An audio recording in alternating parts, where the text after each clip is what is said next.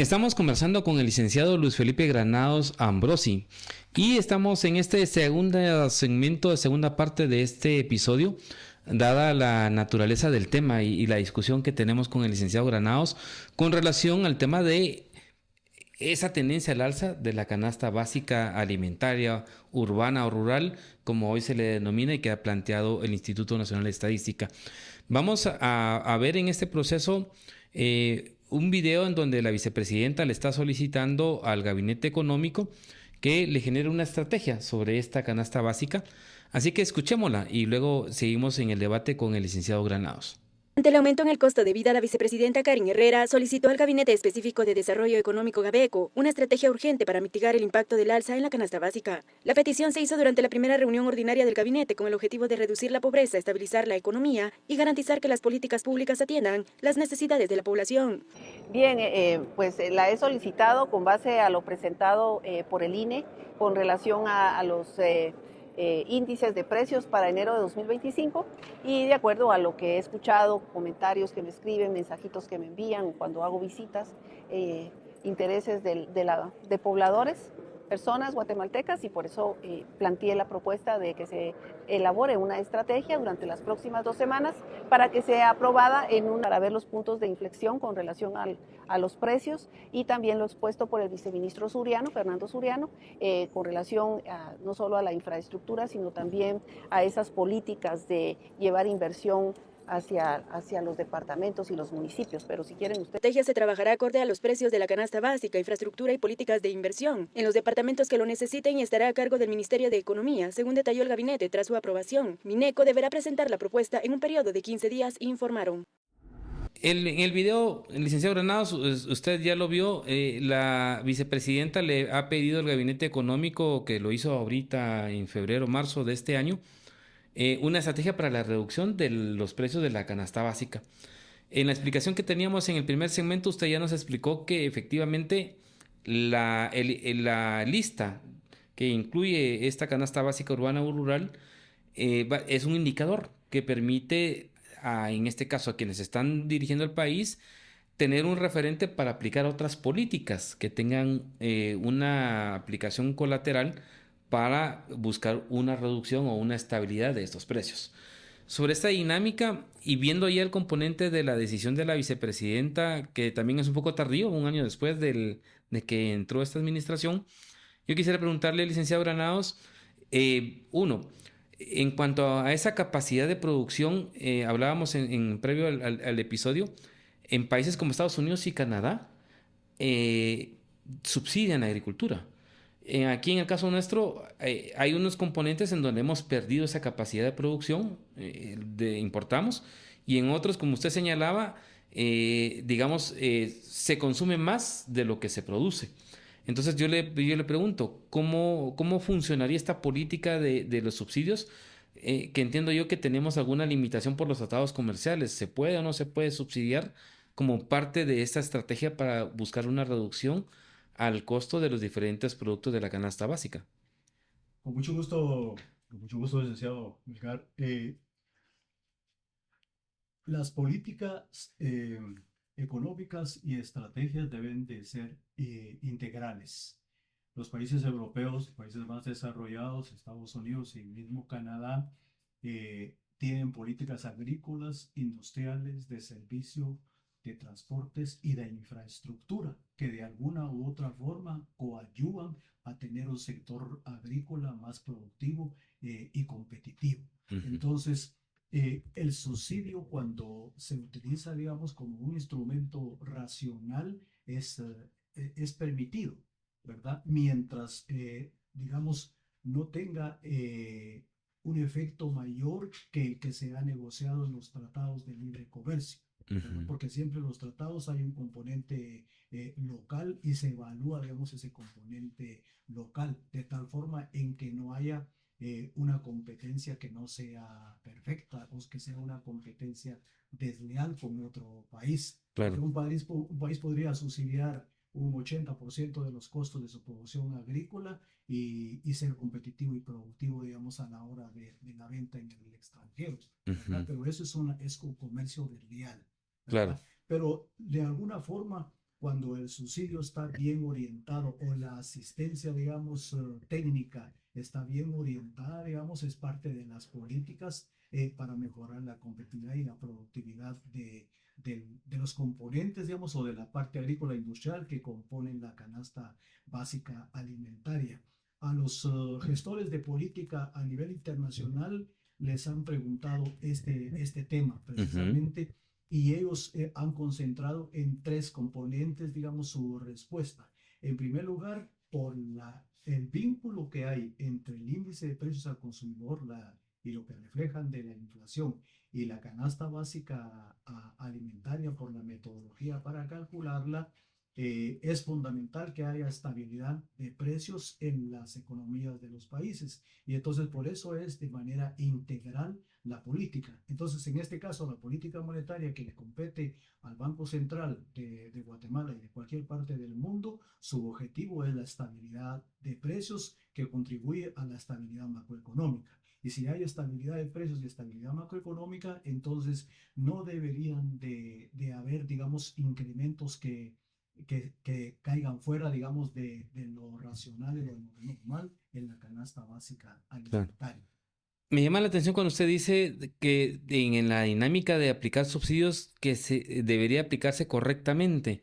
Cuando hace esta afirmación, ¿a qué se refiere y cómo es que debería ser como efectivo el otorgamiento o la aplicación de este tipo de Sí, subsidios? fíjese que los subsidios pueden, no necesariamente tienen que ser, digamos, de manera monetaria, ¿verdad? Claro. Porque con asistencia técnica, puede ser una asistencia técnica que a un productor agrícola no le va a costar absolutamente nada, pero pues para mejorar la productividad y la Ok, competitividad, ¿verdad? Y que correcto. al final va a tener, digamos, un subsidio, pero bajo la forma de tecnología y asesoría, digamos, en la parte técnica para ser más productivo y competitivo. O la facilitación, digamos, de cadenas de producción de no solamente yo produzco, sino que proceso y le doy un valor agregado al producto. Ese es ese es un aspecto sumamente interesante porque hasta aquí en Guatemala, digamos, no existe un apoyo al sector productivo en toda la cadena de valor, Claro. ¿verdad? Entonces usted ve, por ejemplo, que vienen algunos pick-up del altiplano occidental que ya vienen que casi dan vuelta, ¿verdad? De 20 Ujú, 30 años el ujú, modelo, digamos, y claro, eso es porque ese sector productivo mueve recursos, claro, ¿verdad? Pero no hay una asistencia, digamos, a toda la cadena de valor, desde la producción, digamos, desde la adquisición de los insumos hasta la entrega del producto. Y ujú, muchas veces, digamos, esa sí es parte, mire, importante para el sistema financiero, porque al sistema financiero todavía, digamos, le hace falta un poco modernizarse para poder atender de manera especializada toda la cadena de valor del sector productivo, claro, sea algodón, sea el ganado, la producción agrícola, el transporte y hasta la misma vivienda que tiene toda su cadena claro, de valor, claro. ¿verdad? Entonces ahí es una asistencia, digamos, agrícola e industrial completa a la cadena de valor de todos los entes que involucra, digamos, al sector público y al sector privado Claro, también. claro. Y en esta misma sintonía, por la lógica de los países de Estados Unidos, Canadá, licenciado Granados, esta decisión del presidente Trump de establecer esta dinámica de aranceles, ¿realmente qué efecto va a tener en esta dinámica del alza de estos valores, estos productos de la canasta básica? ¿Realmente sí va a tener un gran impacto? ¿O usted cree que al final de cuentas solo es parte de una estrategia comercial, pero que finalmente no se va a materializar? Fíjese que en una primera instancia la medida eh, genera unas expectativas y una incertidumbre. Expectativas de mayor nivel de precios, mayor inflación Claro. para lo que se produce en Estados Unidos y consecuentemente para todo el comercio internacional. Ujú, Entonces tiene un incremento de precios para Estados Unidos y para toda la economía mundial y una caída en la producción, ¿verdad? ujú, Recuérdese que cuando se firmaron los tratados de libre comercio y si vamos un poquito más atrás, cuando existía el antiguo GATT que hoy se denomina Organización Mundial del Comercio. Comercio, lo que se ha conversado y los acuerdos que se han firmado ahí es para evitar las distorsiones por la vía arancelaria, Claro. ¿verdad? Entonces, estas medidas unilaterales caen fuera de la lógica de un equilibrio en el comercio mundial. El presidente Trump y su estrategia arancelaria basada en que él va a cambiar completamente la estructura productiva de los Estados Unidos hacia eliminar las importaciones y principalmente las de origen chino. Eso es nada más un eslogan político, es un show político, porque el cambio de la estructura productiva de Estados Unidos y de cualquier país no se logra en 1, 2, 3, 4, 5 y 6 años. Claro, son estrategias de diferentes políticas que tienen que... Exactamente. Entonces cambiar el consumidor, recuérdense que también, digamos, la canasta básica alimentaria viene de las características también del consumidor, lo que el consumidor consume. Claro. Y eso no le va a cambiar de la noche a la mañana, ¿verdad? Entonces, ahorita se vio, dice que después de los 3 meses que han ocurrido, las personas siguen importando, digamos, vehículos de Japón, siguen comprando vehículos. Entonces, ¿hasta cuándo se podría dar el efecto? Eso puede ser que sea 1 año, 2 años, en que el consumidor diga, ahora voy a comprar un carro Ford, y si el Ford, digamos, consume la misma gasolina que el Toyota que compraba antes. Claro. Entonces, esta es una lógica que apunta a resolver un problema fiscal de los Estados Unidos. Entonces, el presidente Trump iba a obtener una cantidad de miles de millones por la vía arancelaria, pero ¿quiénes van a pagar esos aranceles? El ciudadano norteamericano. Claro. Entonces, los precios, dice que aproximadamente a cada ciudadano, solo con las medidas que él ya implementó, le representa más o menos $3,000 adicionales de costo por año. Claro. ¿Verdad? Claro. Entonces, si no tiene esta persona, digamos, un incremento en el salario mínimo, entonces lo que va a venir es a consumir menos, a cumplir menos con su canasta básica alimentaria. Claro. Bueno, retomando un poco el tema de Guatemala y como marcábamos el tema ahí del video con la vicepresidenta, que le ha pedido al gabinete económico estrategias completas en Guatemala, el tema de la reducción de la canasta básica. Yo le quisiera preguntar, de lo que lleva esta administración, ¿usted cómo califica el nivel de efectividad y si ha habido o no, digamos, de estrategias y de decisiones gubernamentales que estén encaminadas a la reducción o a la estabilización de precios de la canasta básica? Mire, ¿Han habido, no ha habido? ¿Y cómo lo califica? Sí. Mire, me parece que la iniciativa de la vicepresidenta tiene su justificación, ¿verdad? Y yo esperaría que la respuesta sea, digamos, de una política y una estrategia integral, ¿verdad? Hasta aquí, en lo que ha sido, digamos, del año y medio, nosotros hemos visto, digamos, estabilidad de precios. O sea, el Banco Central no ha, digamos, modificado la tasa de interés para reducir alguna expectativa de inflación o presiones inflacionarias que sean más allá de lo normal. El tipo de cambio también, digamos, ha estado en su banda de confianza y por lo consiguiente, por esa vía tampoco ha habido, digamos, una presión fuerte por el lado de los precios. Entonces, en este año y medio, el objetivo de estabilidad macroeconómica se ha cumplido. Hay una parte, digamos, que ellos prácticamente han cumplido. Lo que ha faltado es una política integral que coadyuve a la estabilidad de precios también de la canasta básica alimentaria, ¿verdad? Y esto es ¿por qué? Porque uno esperaría, digamos, que en el área de infraestructura un ministerio de comunicaciones hubiera ya construido autopistas en año 4 meses. Claro. ¿Verdad? Recuérdense que por los impuestos a la gasolina y el diésel ingresan aproximadamente 400 millones de quetzales mensuales. Claro. Entonces eso significa que un ministro de comunicaciones debería de estar construyendo autopistas mensuales, ¿verdad? Que faciliten la logística, digamos, del movimiento de los productos agrícolas y eso garantizaría, digamos, una mayor estabilidad en la canasta básica. En la reducción de precios, la reducción de precios. Sí. Entonces, en materia de infraestructura es esa parte. En materia, digamos, agrícola, se necesita tener una política agrícola local, que eso va a repercutir, digamos, en el beneficio de todo el país, ¿verdad? Porque departamentos de la costa tienen una vocación agrícola a determinada clase de productos, ¿verdad? Entonces la estrategia, digamos, para estos productos, digamos, es una. Para los que han diversificado las exportaciones, digamos, en el altiplano occidental, la estrategia y los incentivos y el estímulo y la asesoría tecnológica es otra.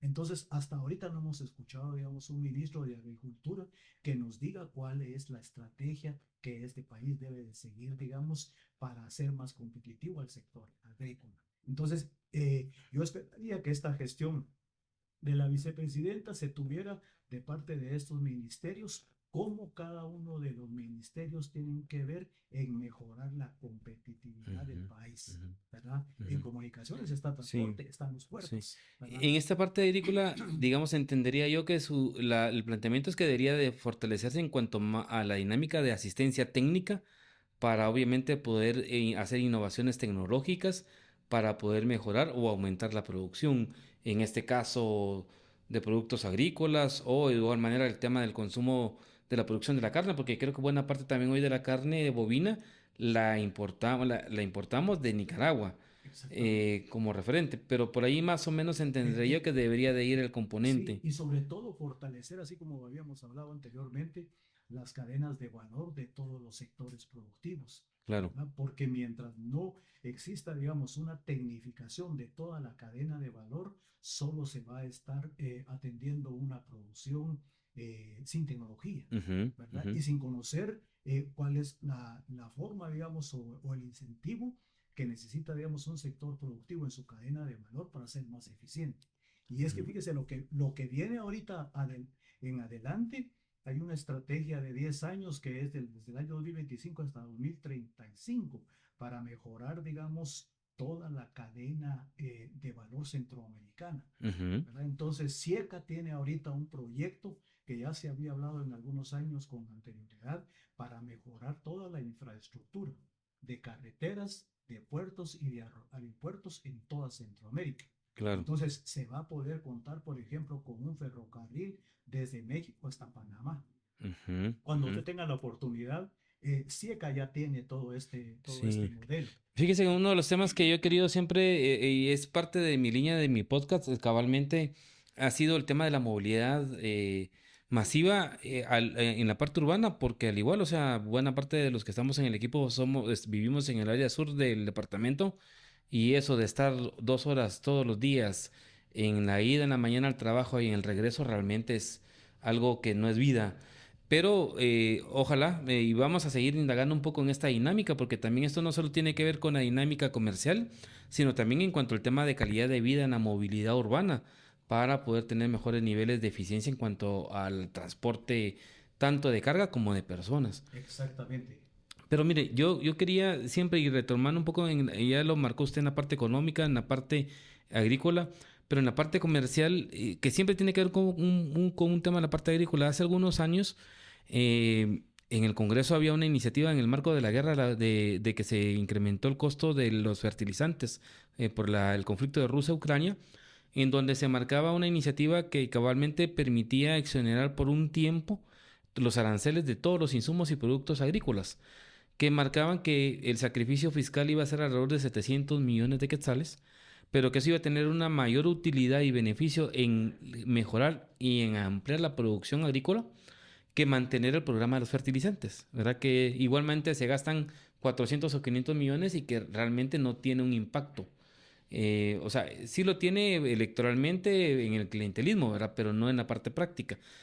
Usted en esa parte comercial, y porque eso está vinculado a los acuerdos comerciales, ¿cree usted que podría ser también una ruta No, o no es conveniente esa ruta? no es conveniente porque la experiencia que ha pasado con este tema arancelario es de que se ha quedado, digamos, para largo plazo y el sector no ha Claro, mejorado su productividad. claro, claro, Entonces, mejor verlo por el lado técnico, por el lado, digamos, de tecnología y asistencia, digamos, a los sectores productivos claro. en toda la cadena de valor para hacerlos más eficientes. Los servicios y la logística, como usted lo Ujú, menciona, definitivamente que eso es vital. ujú, Guatemala ya no puede esperar más. Mire, en Chile, la capital, en Santiago de Chile, tienen 60 años que pusieron 2 ramales de metro para la ujú, movilidad de la ujú, gente.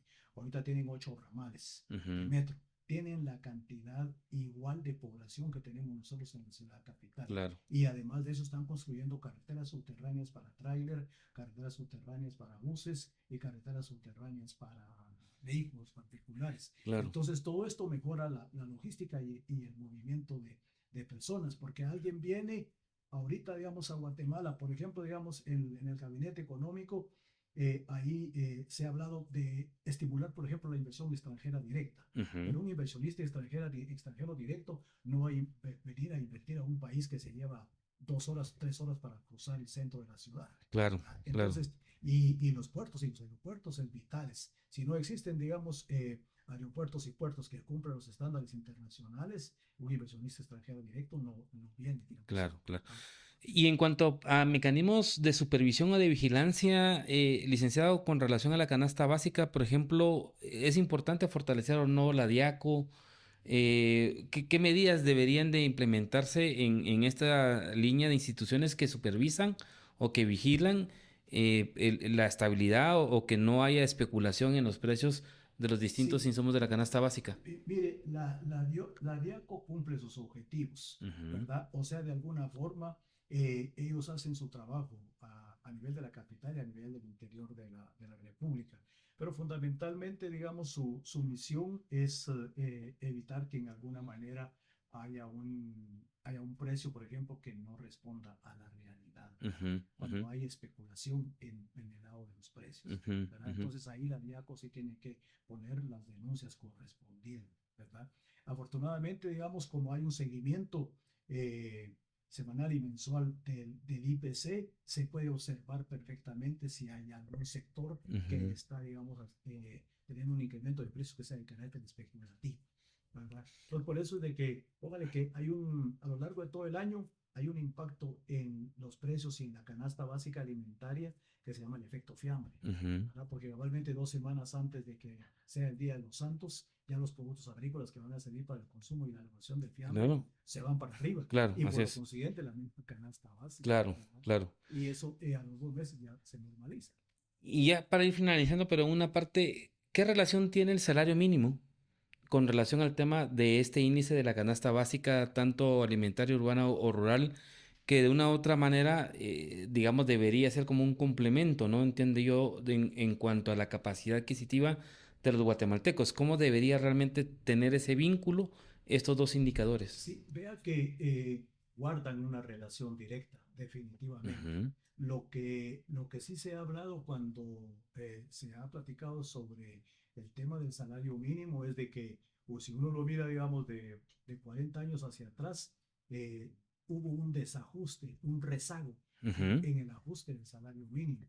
Y entonces en Guatemala podría ser como lo hizo Brasil, que Brasil hicieron un ajuste del salario mínimo del 60% ujú. para llevar el nivel del salario mínimo a un salario mínimo que sí cumpliera con todos los requerimientos de una Eh, vida. O México, por ejemplo, López Obrador, en su sexenio, entiendo yo que esa fue una de las estrategias para mejorar la capacidad adquisitiva Sí, y la reducción de pobreza, porque no sí, fue uno, fueron varios. ese es el otro punto. Para eso sirve la canasta básica Ajá. alimentaria, para ver, digamos, el nivel de pobreza. Entonces los brasileños lo que hicieron fue, hicieron un ajuste extraordinario en el salario mínimo y a partir de ahí sí ya se quedó, digamos, un ajuste en función del IPC, ¿verdad? Claro, ya hay Entonces, una congruencia en una la... congruencia y más bien dicho, y ya ni se juntan a negociar, digamos, cada año el salario mínimo porque ya es, digamos, una fórmula para que tenga Claro. un ajuste correspondiente. Y en ese nivel en Guatemala, ¿estamos cerca, estamos lejos de llegar a esa posibilidad que usted está comentando? Estamos lejos porque una de las partes, digamos, que negocia salario mínimo es el sector privado y ellos, digamos, su propuesta ha sido siempre cero, Ujú. ¿verdad? No Claro, incrementar el salario mínimo, claro, claro. ¿verdad? Cuando el incremento, digamos, del salario mínimo, pues va a registrar mejores condiciones de vida del puro trabajador, ¿verdad? Por eso es de que la canasta básica en sí, digamos, dentro de todos sus componentes, tiene la carencia de vivienda implícito, Claro, tiene ajá, la carencia de alimentación implícito y educación. claro. Fíjese. Entonces, esos factores son los que evidencia, digamos, la canasta básica alimentaria. con base a Ujú. los cuales, digamos, se deben de tomar, digamos, estrategias alimentarias. Fíjese, alimentaria Ujú. es bueno señalarlo porque el indicador de desnutrición no hay modo que mejore en el país. Entonces usted dice, no ha habido política, digamos, para mejorar estos niveles de desnutrición. Y entonces hay que entender que una persona desnutrida no va a ser una persona productiva, Claro, ¿verdad? claro. Entonces, ese es el fortalecimiento del mercado interno y de todas las políticas. Y tenemos yo lo he dicho siempre, es la vergüenza de la medalla. Somos el primero en América Latina, el quinto a nivel mundial de la desnutrición. Y lo más complejo, licenciado, yo le decía por eso a la pregunta si estábamos o no cercanos de llegar a ese modelo de Brasil, es que ya estamos a 2050 estamos envejeciendo como sociedad. Y no hemos podido resolver históricamente el problema de la desnutrición, yo creo que no lo vamos a resolver.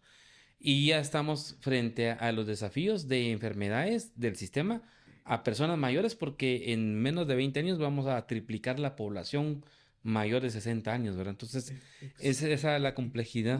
Justo lo que usted dice, una buena cantidad de población de 50 a más de 60 años es los que conforman parte del cálculo, digamos, de la Ujú, canasta básica alimentaria. claro. Y a nivel comparativo en Centroamérica, para finalizar, licenciado Granados, en cuanto al valor, y ahora que ya se estandarizó esta lógica de medición de la canasta básica alimentaria, ¿cómo estamos a nivel de la región? ¿Seguimos siendo un país con un alto costo en la canasta básica o hay otros países que tienen un mayor nivel o cómo estamos a nivel comparativo? Fíjese que a nivel comparativo, eh, por ejemplo, el caso de Costa Rica son los países más caros del mundo, Claro. ¿verdad? Ajá. Entonces digamos, nosotros estamos mucho mejor, ¿verdad? Y comparación a El Salvador, por ejemplo, Honduras. Estamos similar con El Salvador, estamos mejor que Honduras y mejor que Nicaragua. Recuerde Claro. que Nicaragua, digamos, se había quedado sin estructura productiva, ¿verdad? Ujú, Y ujú. luego, digamos, ha comenzado a mejorar muchísimo. Solo en el lado de Rivas, yo me recuerdo que hace unos 8 años habían ya más de 20.000 productores de ganado porcino, cuando Nicaragua había dejado a cero. En Nicaragua solo se consumía pan y Coca-Cola, Ujú, ¿verdad? Y ujú. después donde ya comenzaron ellos a mejorar ya su estructura productiva. Y hoy Rivas es un departamento muy desarrollado de Nicaragua. Pero Ujú. nosotros seguimos teniendo mucho mejor, digamos, toda la parte de la estructura productiva y la estructura de precios. Fíjense, Claro. hasta la calidad Ujú. de precios. Porque, por ejemplo, digamos, un metro cuadrado de construcción en Costa Rica cuesta 10 veces lo que aquí cuesta. Usted se compra 2 carros y medio en Costa Rica y aquí compra uno. Ujú. Entonces, en ese mismo sentido, digamos, nuestra canasta básica resulta estar mucho mejor posicionada que lo que consume el costarricense, ¿verdad? Y por eso cuando uno mira que viene por población costarricense y de Guatemala se llevan 3 docenas de camisas y se llevan, digamos, cualquier otra cantidad de ropa a las mujeres, es porque Guatemala resulta ser un país de los más baratos de todo el Caribe. Claro. Bueno, licenciado Granados, un gusto haber Muchas conversado con gracias, usted, Reuben. por haber aceptado la invitación. ¿Algún mensaje final que quisiera dejarnos con relación al tema? Con mucho gusto, licenciado. Yo sé que este tema de la canasta básica alimentaria debe de ser una preocupación del gabinete económico en forma mensual, darle un seguimiento a todos los componentes de la canasta básica y principalmente si se va a presentar una estrategia que no solo quede, digamos, como una buena intención, sino que se haga realidad en todos los componentes ministeriales para fortalecer el mercado interno, para tener tecnología, innovación y desarrollo y aprovechar la cooperación internacional y las ventajas, digamos, que se puede tener de adoptar otras tecnologías de otros países y tener seguridad económica para blindar a la economía de shocks externos que vengan a afectar la estabilidad de precios y la canasta básica alimentaria. Eso sería, Correcto. Yo muchísimas creo que ha gracias. sido muy aleccionador su intervención en el sentido de que al final de cuentas tiene un impacto sí en la economía de la familia de los guatemaltecos. Es importante el tema de los mecanismos de medición, pero de igual manera, como usted lo ha señalado, eh, buscar la reducción o la estabilización de precios tiene que ir a la mano con una serie de políticas públicas Correcto. de materia económica, de materia agrícola, de materia comercial para que efectivamente eso contribuya a tener un paliativo en el costo de vida para la familia de los guatemaltecos. Así que muchas gracias por su intervención y por su conocimiento, licenciado. Estará invitado a un siguiente episodio, y a todos los que nos están escuchando, pues les pedimos a que estén atentos a los diferentes episodios, que sigan nuestras plataformas en YouTube, en Facebook, en Spotify, en iVoox, y estén atentos a los siguientes episodios. Así que muchas gracias y nos vemos en una próxima.